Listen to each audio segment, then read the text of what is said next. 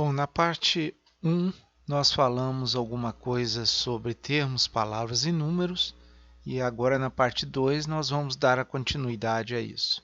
Nos próximos vídeos pretendemos falar como formar as frases e logo em seguida como formar os parágrafos. Vamos abordar agora um assunto importante, que as redundâncias são erros bastante comuns que nós cometemos nos nossos textos. O que são redundâncias? É o excesso de palavras que nós utilizamos para enunciar uma ideia. Por exemplo, quando nós escrevemos adiar para depois, nós cometemos uma redundância. Por quê? Se nós olharmos no dicionário, adiar significa transferir alguma coisa para mais tarde, ou seja, transferir para depois.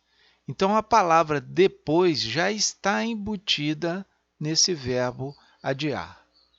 Então, adiar para depois é uma redundância. Eliminado completamente. Veja que eliminar ou suprimir já dá uma ideia de completamente. A mesma coisa se nós escrevemos completamente vazio, porque vazio significa que não contém nada. Então, quando nós escrevemos eliminado completamente ou completamente vazio, nós estamos cometendo uma redundância. Melhorar mais. Vejam que esse verbo melhorar também já tem embutido uma ideia de mais. Por quê? Ninguém melhora para menos, só melhora para mais. Então, nós não precisamos escrever melhorar mais, basta escrever melhorar. Período de tempo. Período quer dizer o quê? É qualquer intervalo de tempo. Então, já está embutido na palavra período a palavra tempo. Então, basta escrever período. Não há necessidade de escrever período de tempo. Repetir o mesmo. Se nós estamos repetindo alguma coisa, nós estamos repetindo o que já foi dito. Então, esse o mesmo já está embutido na palavra repetir. Então, basta utilizarmos o verbo repetir, sozinho. Metro linear. Metro é uma unidade de comprimento, que já dá uma ideia de linearidade. Por isso, quando nós escrevemos metro linear, nós estamos cometendo uma redundância. Basta escrever metro. Então, 10 a 15 sementes por metro é suficiente. A solução de cor azul. Veja que o nosso leitor ele já sabe que azul é uma cor.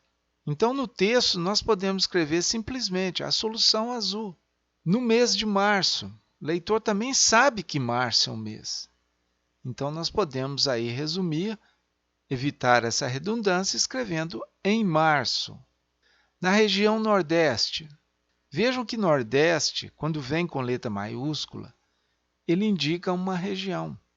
Então, quando nós escrevemos região Nordeste, nós estamos cometendo uma redundância. Basta escrever no Nordeste. O leitor já percebe que você está se referindo a uma região. Isso, ou em inglês, this. Vamos dar um exemplo para a gente comentar sobre esse pronome. O grupo de atletas apresentou mais casos de erosão dentária que o grupo controle. Isso sugere o que esse isso, qual o papel dele nessa segunda frase? Esse pronome demonstrativo isso, ele está se referindo à frase anterior. Então, uma coisa que nós podemos aqui ajudar o nosso leitor é mostrar para ele ou resumir o significado dessa frase anterior e colocar esse significado no lugar do isso.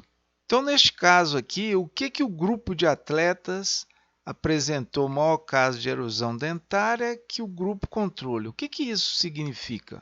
Quando a gente entende o que essa frase significa, nós podemos facilitar para o leitor escrevendo assim. O grupo de atletas apresentou mais casos de erosão dentária que o grupo controle. Esse resultado sugere, Então vejam que o que foi escrito anteriormente ao isso era um resultado. E nós estamos aqui substituindo isso por esse resultado. E isso facilita a leitura por parte do nosso leitor. Outro exemplo. Os pacientes não comeram e se isolaram. Isso teve como consequência, novamente, o que a frase anterior significa? Os pacientes não comeram e se isolaram. Vejam que isso é um comportamento dos pacientes. Então, nós podemos substituir o isso por esse comportamento. Então, é uma forma de facilitar para o nosso leitor o entendimento daquilo que nós escrevemos. Então, tanto em português como em inglês, nós devemos, em lugar do isso, preferir essa situação, essa condição, essa diferença, esse resultado, essa avaliação, essa tecnologia, essa tendência. Significativo. Em ciência, nós devemos usar essa palavra significativo apenas para nos referirmos à significância estatística. Por exemplo, a dose do antibiótico A decresceu significativamente a severidade da doença. E colocamos aqui na frase a probabilidade em que isso ocorreu, caso essa probabilidade já não esteja lá na figura ou na tabela. Se não estiver lá, nós podemos colocar aqui no texto. Então vejam que, como há um significado próprio na ciência da palavra significativo, quando nós escrevemos significativo estatisticamente, nós estamos cometendo uma redundância, porque basta escrever significativo. Quando não se referir à estatística, nós podemos usar outras palavras, como substancial, marcante e outras. Regência nominal. Vamos dar um exemplo do que nós queremos mostrar para vocês. Esta frase: a presença de enzimas termoestáveis no leite cru é especialmente prejudicial para a qualidade do leite. Então, nós temos aqui prejudicial, que é um adjetivo, e nós utilizamos aqui um complemento para o prejudicial, que foi o para, a preposição para. Isso está certo? Na verdade, não está. Nós teríamos que escrever prejudicial a. Mas como saber qual preposição colocar depois de um adjetivo, de um substantivo e de um advérbio, por exemplo?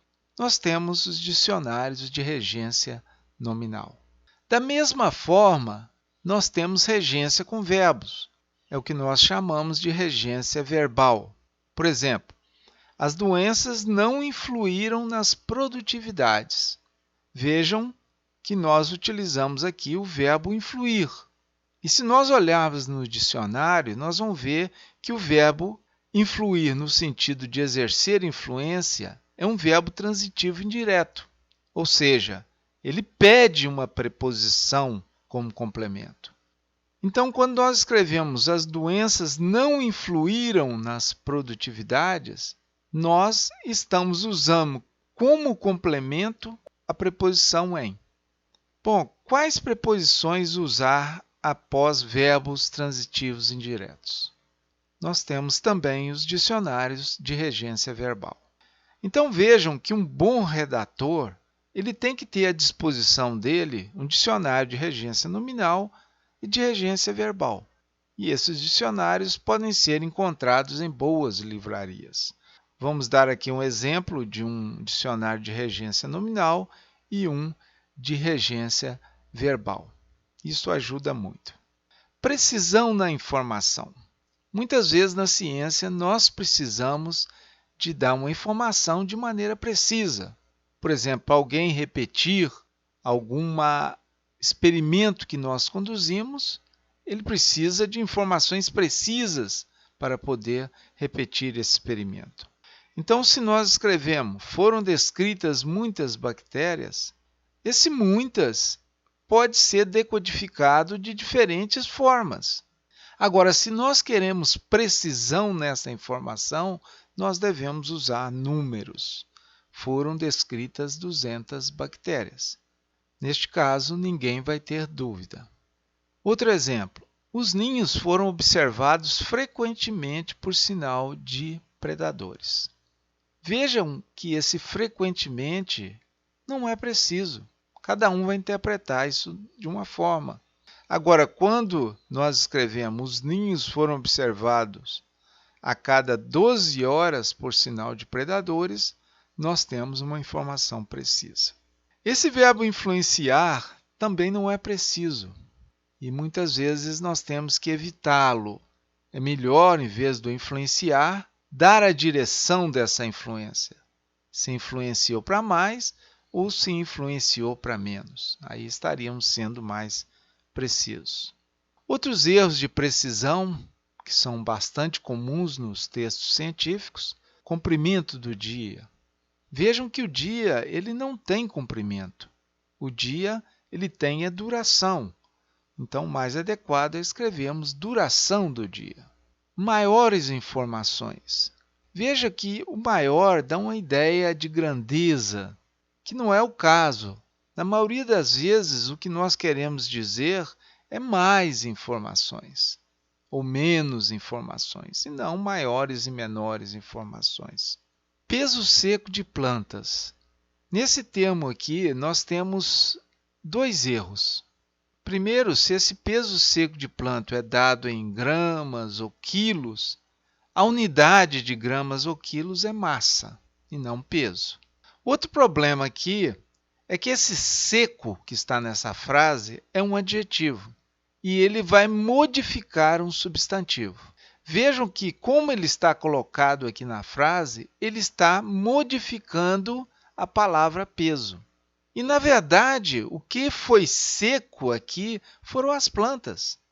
Então, foram as plantas que você colocou numa estufa para secar. Então, essa frase, para ser precisa, deveria ser escrita massa de plantas secas, massa de parte aérea seca, massa de raízes secas, massa de nódulos secos, teor foliar de nitrogênio. Aqui é um caso semelhante ao anterior.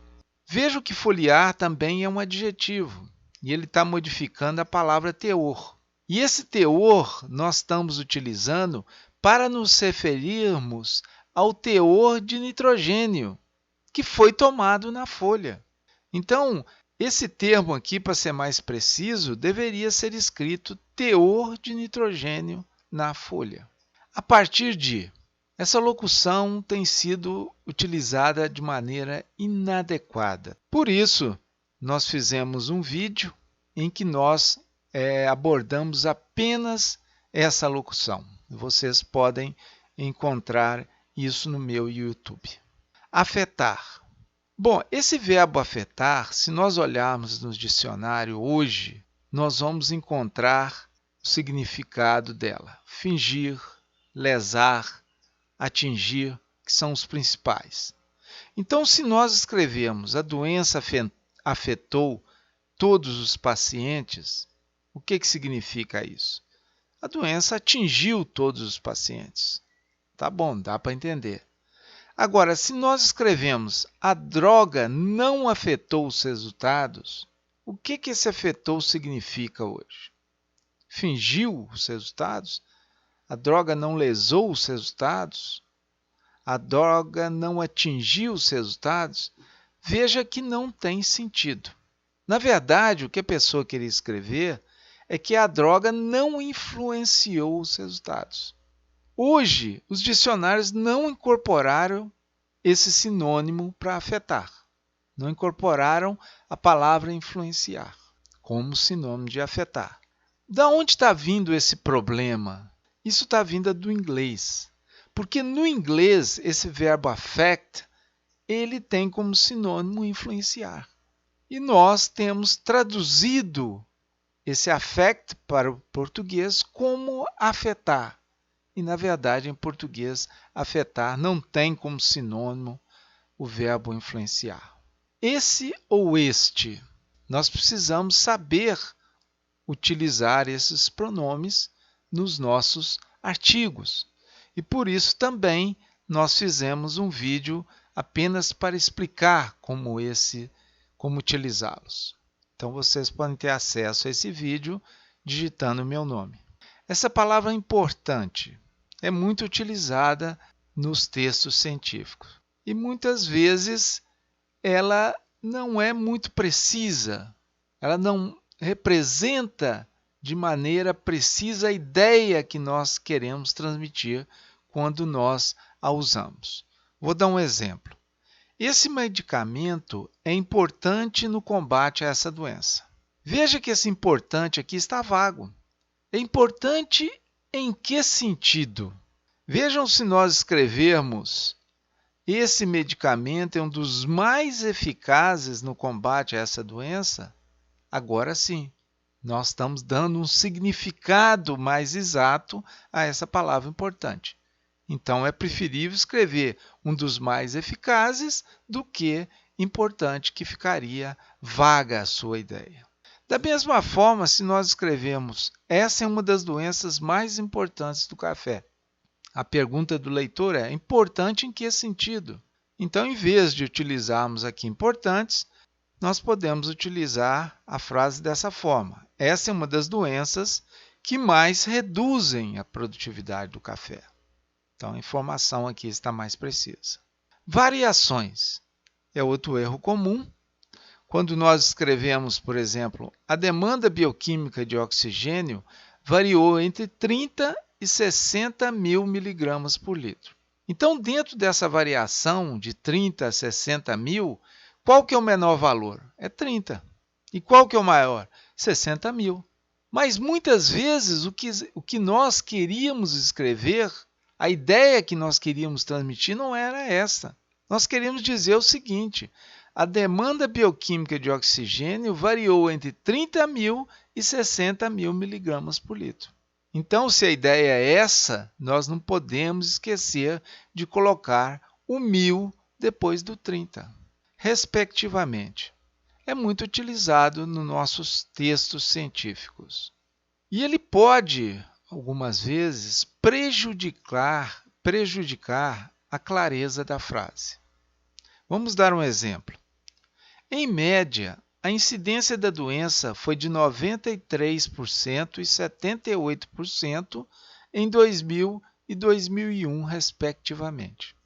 Vamos tirar agora o respectivamente e vamos ligar diretamente esse 93 com 2000 e 78 com 2001. Vocês vão ver que a frase vai ficar muito mais clara e também vai ficar mais concisa. Em média, a incidência da doença foi 93% em 2000 e 78% em 2001. Então, façam sempre esse teste antes de usar o respectivamente, para ver se tem uma forma mais clara e mais concisa de construir a frase. Agora, nós temos situações em que o respectivamente nos ajuda, no caso dessa frase. As médias de produção de leite com as dietas A, B, C e D foram, respectivamente, 32, 33, 31 e 34 quilos por dia. Nós também podemos utilizar esse respectivamente no final da frase, tanto faz.